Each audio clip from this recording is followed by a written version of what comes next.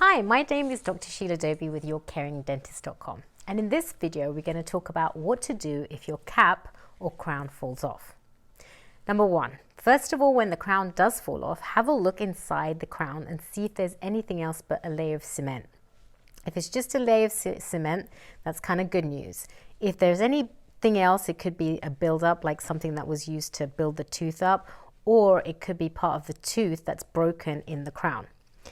So first, let's talk about if it's just a case of cement or anything else that's in there. You have to try and clean out anything that's in that crown.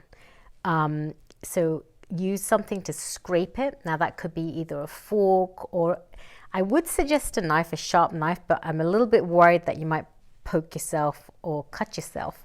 So what you want to do is kind of have something that's not too sharp. If you do slip, it's not going to hurt you. So maybe even using like a fork and kind of just using one of the prongs of the forks and just kind of really scraping out as much of the cement as possible. Because if there's a lot of cement in there, when you put that crown back in your mouth, what could happen is it's a little bit high and then uncomfortable.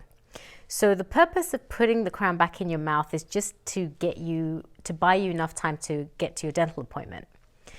So first, you've got your crown, you've cleaned that crown out, just lay it on the side. Now, if it's kind of fallen out and been on the floor or it's anywhere, you kind of want to disinfect that crown before you put it back in your mouth. And you can do that by first kind of getting your brush and having and really kind of scrubbing the crown out as best you can. Now, do remember, if you are using that brush is also contaminated, so you want to disinfect that brush, and you can either do that by putting it in some boiling water and letting it like boil for a couple of minutes, or you can put it in some kind of disinfecting solution like chlorhexidine or hydrogen peroxide.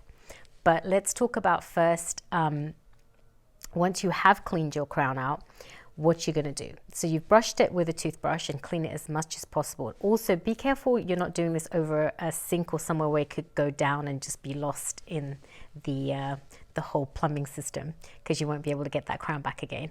But once you have your crown and it's cleaned out, then the next thing you want to do is you actually want to make sure that it can fit in where it came out from. So what the best thing to do is look at the crown and see if there's any distinct markers that can kind of tell you the orientation of the crown. For example, some of the crowns that have a metal inside them, they're called porcelain fused to metal crowns. They have metal inside, and then the porcelain, the white on the top, they will have a distinct thick line. That line is where the lab has kind of used it to fuse the metal. So when you see that black line, that line is usually on the inside of your teeth. It's not on the outside, otherwise you would see a distinct black line. So you know that the crown needs to, the orientation is that black line would be kind of towards the inside of the mouth. For example, this side, so it'd be the tongue or the palate. The other thing is kind of what you should do is kind of just try the crown. And so put the crown into your mouth and bite hard and just see and make sure it feels okay.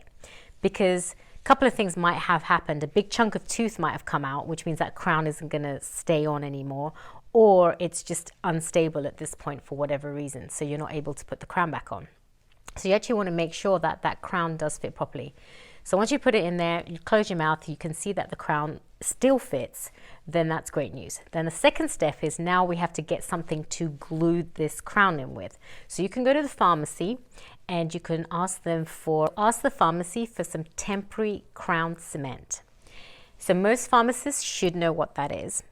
So temporary crown cement is made exactly for this kind of situation. If your crown falls off, you can glue it in there. But remember, this is not a permanent solution. It's not going to keep your crown in there for months. It might last a couple of days, couple of weeks. So follow the instructions on the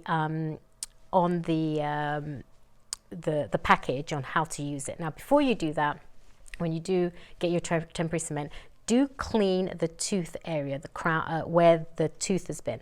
One idea also is if you can take a photograph of it using your iPhone, if you can kind of open your mouth, get someone to take a picture, because that way you can send it to your dentist and And if I'm your dentist, obviously you send it to me and I can kind of look and see how urgent the situation is to get you in, like if the tooth is really broken down and needs urgent attention, or it's something that can wait a couple of days. So once you look in the mouth and you kind of see the situation, kind of brush around that area, because if you're going to glue this back on, you don't want it to be dirty, you don't want food to be in there, you don't want like general bacteria in there. So brush it normally, kind of rinse it out. If it's a little inflamed, you can do some salty rinses, basically a teaspoon of salt in a glass of warm water, and just kind of rinse it out very well.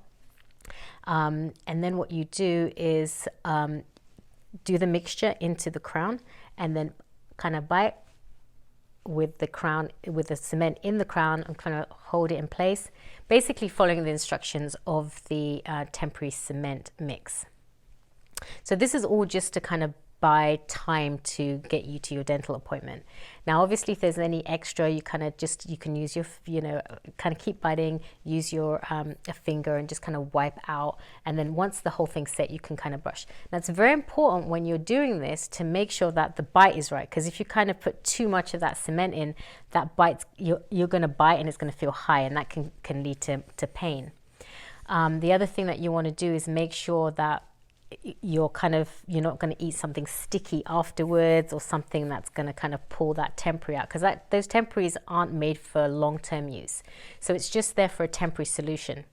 Now if that does happen, where it just comes out again, just clean it out and then redo the same thing that you did before. Clean it out with a fork. Often you need to kind of dry the inside of the crown, and you can just use some kind of napkin, tissue or something, and then do the same procedure and then pop it back in.